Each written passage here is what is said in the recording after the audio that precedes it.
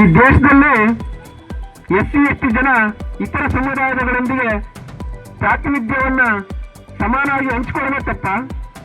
ನಾವು ರಿಸರ್ವೇಶನ್ ಅಲ್ಲ, ನಿಮಗೆ ಎಲ್ಲ ಅರ್ಥ ಆಗ್ದಿರೋದು ರಿಸರ್ವೇಶನ್ ರೆಪ್ರೆಸೆಂಟೇಷನ್. ನಿಮಗೆ ಬಾಬಾ ಸಾಹೇಬ್ರು ಏನ್ ಹೇಳ್ತಾರೆ, ನಮಗೆ ಪ್ರಾತಿನಿಧ್ಯ ಕೊಡಿ ಅಂತ ಹೇಳ್ತಾರೆ, ರೆಪ್ರೆಸೆಂಟೇಷನ್ ಮಾಡಕ್ಕೆ ನಮ್ಗೆ ಅವಕಾಶ ಕೊಡಿ ಅಂತ ಹೇಳ್ತಾರೆ. ನೀವು ಅದನ್ನ ರಿಸರ್ವೇಶನ್ ಅಂತ ನೀವು ಆ ರೀತಿ ತಿಳ್ಕೊಂಡ್ರೆ ರಿಸರ್ವೇಶನ್ ಬರೀ ಎಸ್ಸಿ ಎಸ್ಟಿಗಳಿಗೆಲ್ಲ OBCಗೂ ಇದೆ.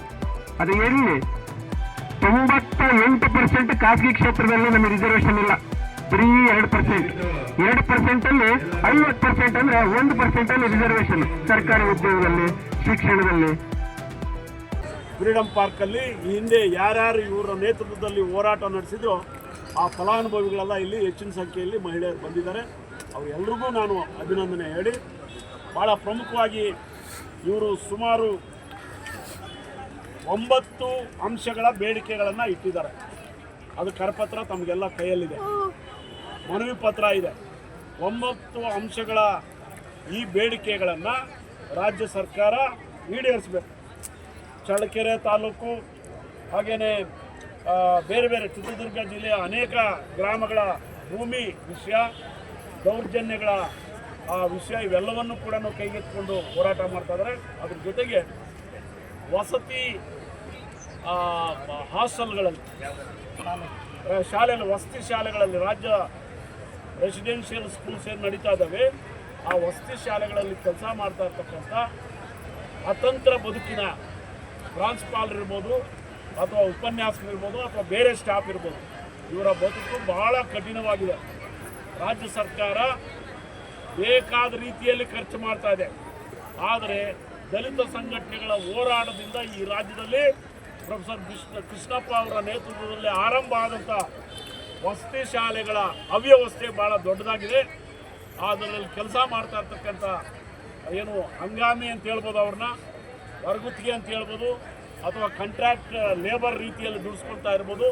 ಆ ರೀತಿಯಲ್ಲಿ ಕೆಲಸ ಮಾಡ್ತಾ ಇರ್ತಕ್ಕಂಥ ಎಲ್ಲ ಏನು ಪ್ರಾಂಶುಪಾಲರು ಮತ್ತು ಉಪನ್ಯಾಸಕರಿಗೆ ಕೃಪಾಂಕ ಕೊಡಬೇಕು.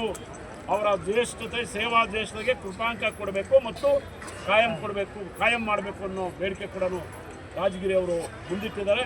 ಬಹುಶಃ ಮುಂದಿನ ದಿನಗಳಲ್ಲಿ ಈ ಧರಣಿ ಮೂಲಕ ರಾಜ್ಯ ಸರ್ಕಾರಕ್ಕೆ ಕೊಡ್ತಕ್ಕಂಥ ಎಚ್ಚರಿಕೆ ಏನು ಅಂತ ಹೇಳಿದ್ರೆ, ಈ ಬೇಡಿಕೆಗಳನ್ನು ಈಡೇರಿಸಲಿಲ್ಲ ಅಂತ ಹೇಳಿ ಮುಖ್ಯಮಂತ್ರಿಗಳೇ, ಸಮಾಜ ಕಲ್ಯಾಣ ಸಚಿವರೇ, ಮುಖ್ಯವಾಗಿ ಈ ಬೇಡಿಕೆಗಳನ್ನು ಈಡೇರಿಸಲಿಲ್ಲ ಅಂತ ಹೇಳಿದ್ರೆ ರಾಜ್ಯದಲ್ಲಿ ಇವತ್ತು ಹೋರಾಟ ನಿರಂತರವಾಗಿ ಹೋರಾಟ ಮಾಡ್ತಾ ಇರ್ತಕ್ಕಂಥ ಎಲ್ಲ ದಲಿತ ಸಂಘಟನೆಗಳು, ದಲಿತ ಸಂಘರ್ಷ ಸಮಿತಿ, ಪ್ರೊಫೆಸರ್ ಬಿ ಕೃಷ್ಣಪ್ಪ ಸ್ಥಾಪಿತ ಸಂಘಟನೆಗೆ ಸಕ್ರಿಯವಾಗಿ ಬೆಂಬಲಿಸೋದೆಲ್ಲ ಆ ಬೇಡಿಕೆಗಳನ್ನು ಈಡೇರಿಸೋದಕ್ಕೆ ಎಲ್ಲ ರೀತಿಯ ಸರ್ವಸಮ್ಮತ ಹೋರಾಟವನ್ನು ಮುಂದುವರಿಸಬೇಕಾಗುತ್ತೆ ಅನ್ನೋ ಎಚ್ಚರಿಕೆಯನ್ನು ಈ ಮೂಲಕ ಹೇಳಕ್ಕೆ ಇಷ್ಟಪಡ್ತಾ ಇದ್ದೀನಿ. ನನ್ನ ಜೊತೆಯಲ್ಲಿ ಇವತ್ತೇನು ರಾಜಗಿರಿ ಅವರು ಈ ಹೋರಾಟವನ್ನು ಮುಂದುವರಿಸ್ತಾ ಇದ್ದಾರೆ. ಬಹುಶಃ ಇವತ್ತು KH ಮುನಿಯಪ್ಪ ಅವರಾಗಲಿ ಅಥವಾ ಮುಖ್ಯಮಂತ್ರಿ ಆಗಲಿ, ಉಪಮುಖ್ಯಮಂತ್ರಿ ಆಗಲಿ ಈ ಕಡೆ ಗಮನ ಹರಿಸಿ ಇವರ ಡೆಲಿಗೇಷನನ್ನು ಕರ್ಕೊಂಡು ಮಾತುಕತೆ ನಡೆಸಿದ್ರೆ ಸರಿ. ಇಲ್ಲ ಅಂತ ಹೇಳಿದ್ರೆ ನಾಳೆಯಿಂದ ಬೇರೆ ಬೇರೆ ದಲಿತ ಸಂಘಟನೆಗಳು ಬಂದು ಇದೇ ಪೆಂಡಾಲಲ್ಲಿ ಕೂತ್ಕೊಂಡು ಅನಿರ್ದಿಷ್ಟಾವಧಿ ಹೋರಾಟವನ್ನು ಮುಂದುವರಿಸಬೇಕಾಗತ್ತೆ ಅನ್ನೋ ಎಚ್ಚರಿಕೆಯನ್ನು ಕೊಡ್ತಾರೆ. ಸುಮಾರು 4 ದಶಕಗಳಿಂದ ಹೋರಾಟಗಳಾಗಿದ್ದೀವಿ, ಎಲ್ಲ ಹೋರಾಟಗಳಲ್ಲಿ ಸಕ್ರಿಯ ಭಾಗವಹಿಸಿದ್ದೀವಿ. ಅವರು ಇವತ್ತು ಈ ನಮ್ಮ ಕಾರ್ಯಕ್ರಮಕ್ಕೆ ಬಂದು ಈ ಹೋರಾಟಕ್ಕೆ ಬೆಂಬಲ ಕೊಟ್ಟಿರೋದಕ್ಕೆ ನಾನು ಭೀಮ ನಮನಗಳನ್ನು ಅವರಿಗೆ ಸಲ್ಲಿಸಲಿಕ್ಕೆ ಇಷ್ಟಪಡ್ತೀನಿ. ಹಾಗೆಯೇ ಈ ಹೋರಾಟದಲ್ಲಿ ಭಾಗವಹಿಸಿರುವಂಥ ಎಲ್ಲ ಹೋರಾಟಗಾರರಿಗೆ ನಮನಗಳು ಶಾಶ್ವತವಾಗಿರಲಿ ಅಂತ ಬಯಸ್ತೇನೆ. ಈ ಹೋರಾಟ ಇಲ್ಲಿಗೆ ನಿಲ್ಲಲ್ಲ, ಈ ಉದ್ದೇಶ ಈಡೇರುವವರೆಗೂ ಮುಂದುವರಿಯುತ್ತೆ ಅನ್ನುವಂಥ ಆಶಯವನ್ನು ನಾನು ವ್ಯಕ್ತಪಡಿಸ್ತೇನೆ. ಪ್ರಮುಖವಾದ ಬೇಡಿಕೆ ರಾಜ್ಯ ಸರ್ಕಾರ 89ರ SC ST ದೌರ್ಜನ್ಯ ನಿಷೇಧ ಕಾಯ್ದೆ ಏನಿದೆ ಯಥಾವತ್ತಾಗಿ ಜಾರಿಗೊಳಿಸಿ ಎನ್ನುವಂಥದ್ದು ನನಗೆ ಒತ್ತಾಯ. ಇವತ್ತಿನವರೆಗೂ ಈ ಕಾಯ್ದೆಯನ್ನು ಜಾರಿಗೆ ತರುವಂಥ ದಿಕ್ಕಿನಲ್ಲಿ 10% ಕೂಡ ಅವರು ಟಚ್ ಮಾಡಿಲ್ಲ ಆ ಕಾಯ್ದೆಯನ್ನು. ಕೇಂದ್ರ ಸರ್ಕಾರದ ಕಾಯ್ದೆ ಇದು. ಅದಕ್ಕೆ ಆಡಿಟ್ ಆಗಿ ರಾಜ್ಯ ಸರ್ಕಾರವರು ಕೂಡ ಇದನ್ನು ಜಾರಿಗೆ ತರಬೇಕಾಗಿತ್ತು, ತಂದಿಲ್ಲ ಅನ್ನೋ ಕಾರಣಕ್ಕಾಗಿ ನಾವು ಈ ಹೋರಾಟವನ್ನು ಸ್ಟಾರ್ಟ್ ಮಾಡಿದ್ದೀವಿ. ಭಾಳ ಮುಖ್ಯವಾಗಿ ರಾಜ್ಯ ಸರ್ಕಾರದ ಕಂಟೆಂಜೆನ್ಸಿ ಯೋಜನೆ 15/1 ಕಂಟೆಂಜೆನ್ಸಿ ಯೋಜನೆ ಇದೆ.